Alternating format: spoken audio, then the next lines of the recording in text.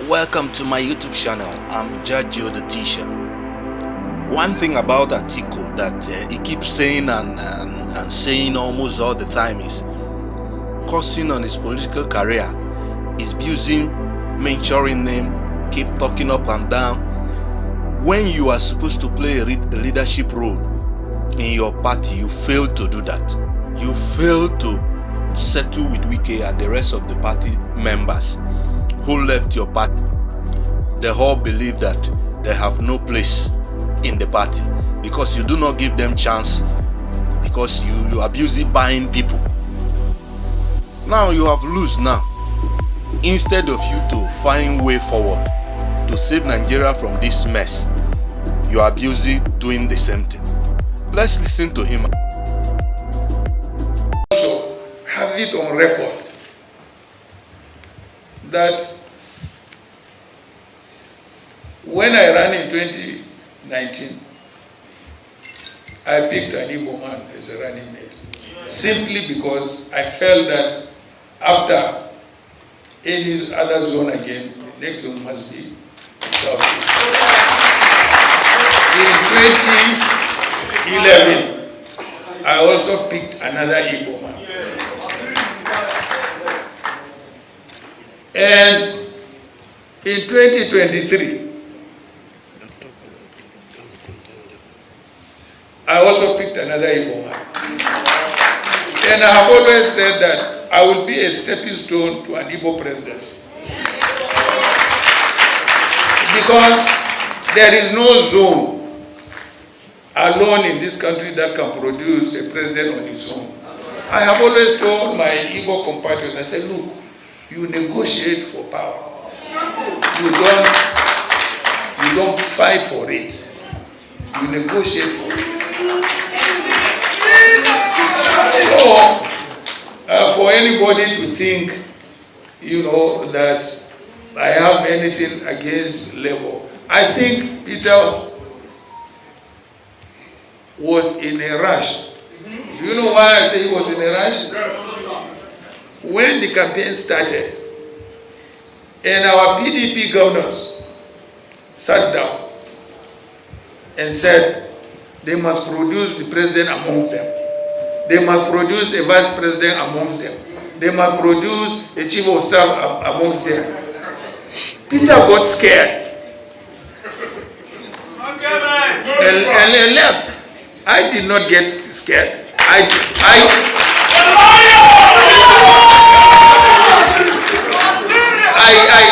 I stood up against the governors.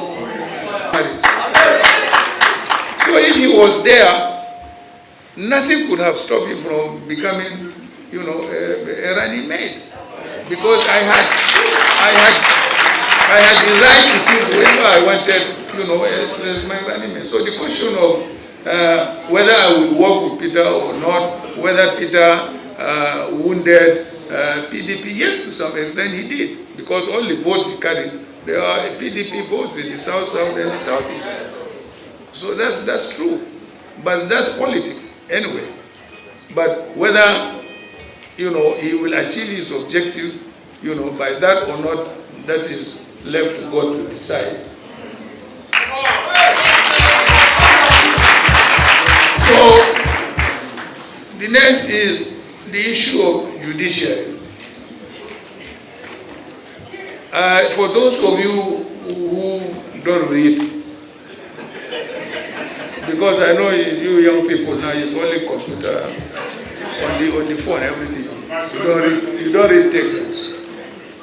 You must remember that I took my boss, a sitting president, to court 11 times. 11 times from trial court up to Supreme Court. I swear, if there is a Quran here, I swear I never saw any judge from the trial court up to the Supreme Court. And yet I got judgments against a sitting president. Do you think it is possible today to do it? No. But let us tell ourselves the truth, madam.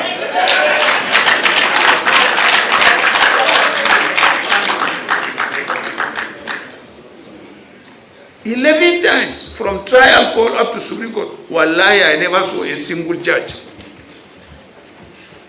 I've got judgment at the trial court, I've got judgment at the appeal court, and I've got judgment at the Supreme Court. That's why I said, how will I do this? That's why I decided to publish a book called Landmark Constitutional Cases, the Atiku Abubakar cases, for those constitutional law students.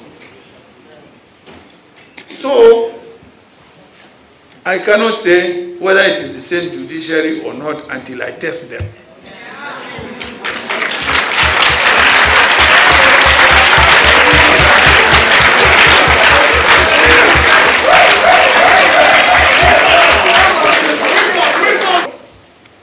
But I also want you to recall that I was the first candidate to say that because of the way Nigeria has been governed in the last 7 to 8 years, there has been deep divisions between North and South, East and West.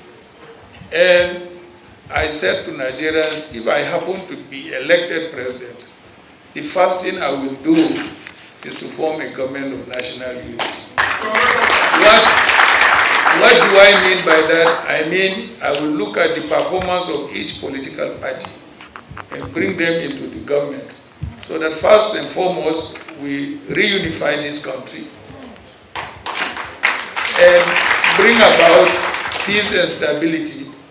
It is only when you do that, then you will be able to start developing the country, whether economically or otherwise.